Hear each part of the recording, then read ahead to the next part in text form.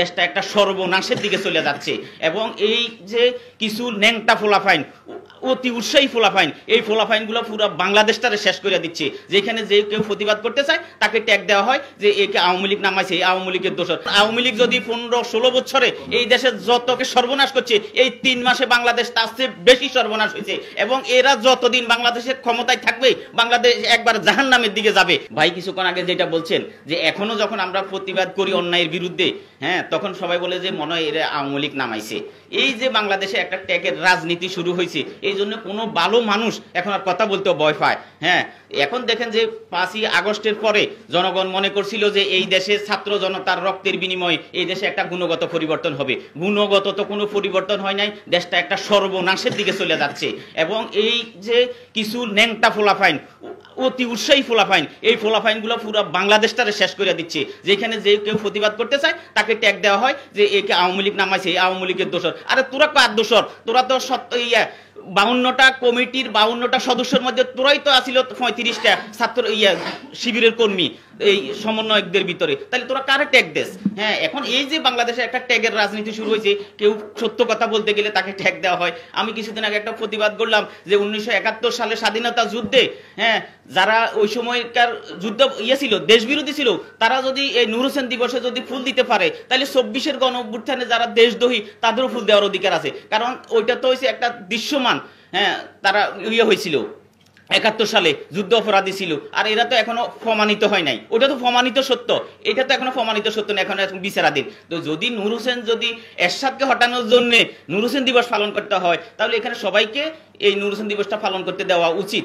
তখন বললো যে হানিফ মনে হয় এখন আওয়ামী লীগের এজেন্ট, আওয়ামী লীগ তারে নামাইছে। এই যে একটা ত্যাগের রাজনীতি বাংলাদেশে শুরু হয়েছে, এই সমস্ত এই অতি উৎসাহী ফোলাফাইনগুলা, এগুলা সমাজ বুঝে না, রাজনীতি বুঝে না, এগুলা দেশটাকে একটা সর্বনাশের দিকে নিয়ে যাচ্ছে। বলছে যে দেশের সংস্কার করবে। কি সংস্কার করবে? আমি মনে করতেছি যে দেশটা কুসংস্কার হবে, দেশের গুণগত কোনো সংস্কার হবে না। এই দেশের মানুষ চেয়েছিল যে বাংলাদেশটা একটা মৌলিক পরিবর্তন হোক। কি মৌলিক পরিবর্তন হইতেছে? আগে আমার গতকালকে মিরপুরের এক লোকে বললো যে হানিফ ভাই, আপনি আগে দুর্নীতির বিরুদ্ধে প্রতিবাদ করতেন, আগে আমরা যারা ব্যান্ড গাড়িতে বসে রাস্তায় মালামাল বিক্রি করতাম তখন 100 টাকা দিতে হইতো, এখন 150 টাকা দিতে হইতেছে। এটাই কি আমাদের পরিবর্তন? হ্যাঁ, প্রত্যেকটা জায়গায়। অর্থাৎ ফ্যাসিবাদের পরিবর্তন যদি করা হয়, আমি বলবো যে 90 ফ্যাসিবাদের কারণে এই দেশটা এখন 90 ফ্যাসিবাদের হাতে পড়ছে।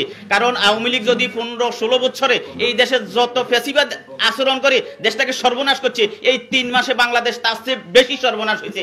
এবং এরা যতদিন বাংলাদেশের ক্ষমতায় থাকবে, বাংলাদেশ একবার জাহান্নামের দিকে যাবে। কারণ বাংলাদেশের এখন প্রতিবেশী বন্ধু বলতে আর কিছু নাই। এই ফোলাফাইনগুলা বাংলাদেশের বন্ধু প্রতিবেশী রাষ্ট্রের সাথে, হ্যাঁ, তারা কি করছে, সম্পর্ক খারাপ করছে।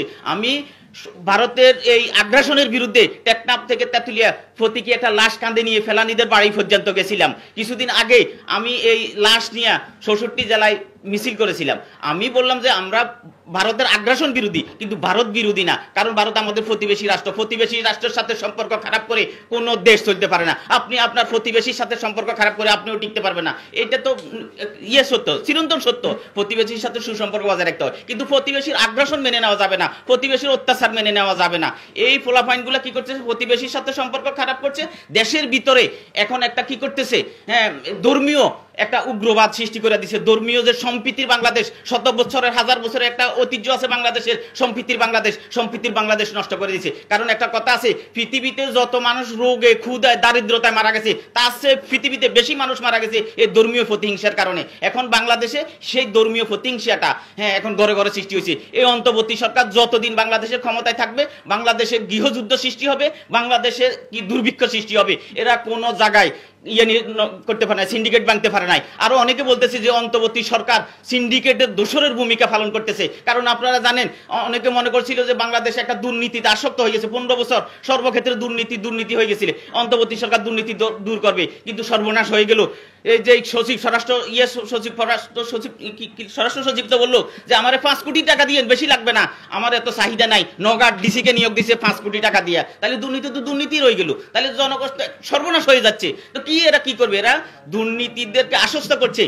অন্তর্বর্তী সরকার ছিল 2008 সালের অন্তর্বর্তী সরকার ছিল সত্যিকার একটা অন্তর্বর্তী সরকার। এই অন্তর্বর্তী সরকার একটা দলীয় সরকারের দুই তিনটা দলীয় সরকার দুই তিনটা দলের ফটোকপি হিসেবে কাজ করতেছে, ওরা ওদের দূষর হিসেবে কাজ করতেছে। বাংলাদেশে এখন যতগুলা নিয়োগ হচ্ছে দুই তিনটা দলের অফিস থেকে চিরকুট আসে, চিরকুট অনুপাতে তাদের লোকগুলোকে নিয়োগ দেওয়া হচ্ছে। কিছুদিন আগে 667 জন ফিফি নিয়োগ দিছে, প্রত্যেকটা দলের অফিস থেকে ফিফি নিয়োগের জন্য লিস্ট আসছে, সেই অনুপাতে নিয়োগ দিছে। এখন সচিবালয় থেকে ইউনিয়ন পরিষদ